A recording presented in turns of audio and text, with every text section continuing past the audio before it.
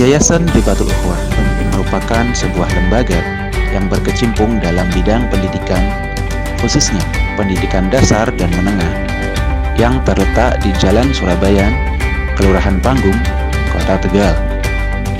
Yayasan Ribatul Ukhuwah memiliki beberapa unit usaha, utamanya RA Usama, TKIT Usama, SDIT Usama, SMPIT Usama, dan beberapa unit usaha lainnya.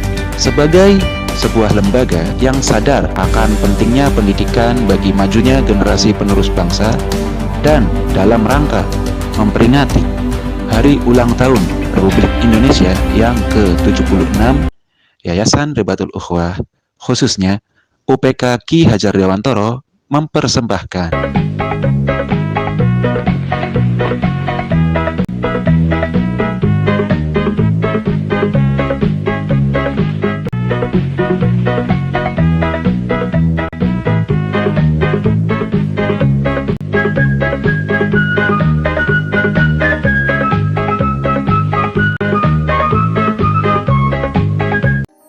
biografi singkat kisah hidup Ki Hajar Dewantoro. Tentunya kita semua sudah tidak asing lagi dengan sosok Ki Hajar Dewantoro sebagai Bapak Pendidikan Indonesia yang meletakkan fondasi penting dalam sistem pendidikan di negeri tercinta kita, NKRI. Namun, tidak banyak yang mengetahui kisah hidup beliau semasa kecil dan remajanya. Ki Hajar Dewantoro terlahir dalam keluarga ningrat dengan nama Suwardi Suryaningrat pada tanggal 2 Mei 1889 dan merupakan keturunan langsung dari Sri Sultan Paku Alam ketiga. Sebagai seorang bangsawan, Suwardi mendapatkan banyak keistimewaan yang tidak dimiliki oleh anak-anak lain yang seusia dengannya. Salah satunya adalah mendapat kesempatan untuk bisa bersekolah di Stovia, atau yang juga dikenal sebagai Sekolah Dokter Jawa. Namun, sayangnya kondisi kesehatannya yang kurang baik membuat Suwardi tidak dapat naik kelas, dan beasiswanya pun dicabut.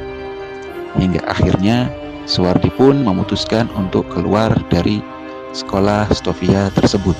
Selepas keluar dari Stovia, Suwardi pun bekerja sebagai asisten apoteker di Apoterat Kamp, Yogyakarta. Selain itu, Suwardi juga aktif dalam mengasuh surat kabar harian Sedio Tomo yang berbahasa Jawa dan Medan Java yang berbahasa Belanda. Keaktifan Suwardi dalam dunia jurnalistik memperkenalkannya dengan Douwes Dekker, yaitu sosok yang mengajaknya untuk mengasuh bersama-sama surat kabar di Express di Bandung, dan juga bersama dengan Sucipto Mangunkusumo mengajaknya untuk mendirikan Indische Partij, partai politik pertama yang berani mencantumkan visi menuju ke arah Indonesia merdeka. Tulisan-tulisan Suwardi dan kawan-kawannya yang provokatif dianggap berbahaya oleh pemerintah Hindia Belanda. Suwardi, Douwes Dekker, dan Cipto Mangunkusumo awalnya akan diasingkan ke berbagai tempat terpisah di Indonesia. Namun, atas permintaan mereka sendiri, mereka diasingkan ke Belanda pada tahun 1913. Selama menjalani pengasingan di Belanda, mulai tumbuhlah cita-cita Suwardi untuk memajukan kaum pribumi, utamanya melalui jalur pendidikan. Suwardi juga memutuskan untuk melepas nama bangsawannya dan memilih untuk dipanggil sebagai Ki Hajar Dewantoro. Berada jauh di negeri orang dan dengan segala keterbatasannya selama berada di pengasingan, tidak lantas membuat Ki Hajar Dewantoro patah semangat.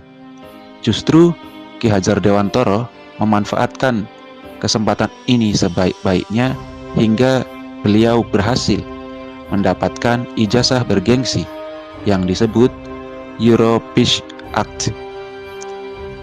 Dengan adanya ijazah ini, Ki Hajar Dewantara dapat mendirikan berbagai lembaga pendidikan di Indonesia. Salah satunya yaitu Taman Siswa di Yogyakarta yang menekankan pendidikan kebangsaan dan patriotisme kepada peserta didiknya, mengajarkan rasa cinta tanah air, dan menumbuhkan semangat untuk memerdekakan Indonesia.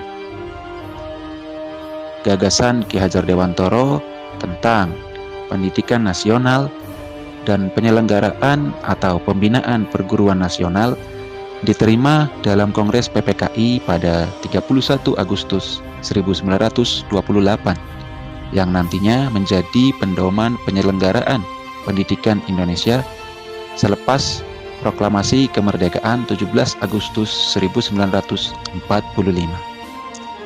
Selain aktif di bidang pendidikan, Ki Hajar Dewantara juga masih terus aktif di bidang jurnalistik, yaitu dengan membuat tulisan di berbagai majalah, di antaranya majalah Wasita pada tahun 1928 hingga 1931, majalah Pusara pada 1931, serta majalah Keluarga dan Keluarga Putra pada tahun 1936.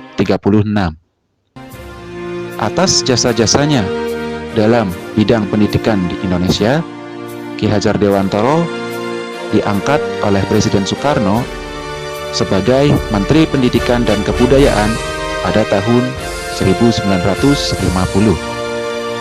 Beliau juga mencetuskan slogan pendidikan Ing Ngarso Sungtulodo, Ing Madyo Mangunkarso, Tutwuri Handayani, di mana filosofi ini masih dipakai hingga sekarang.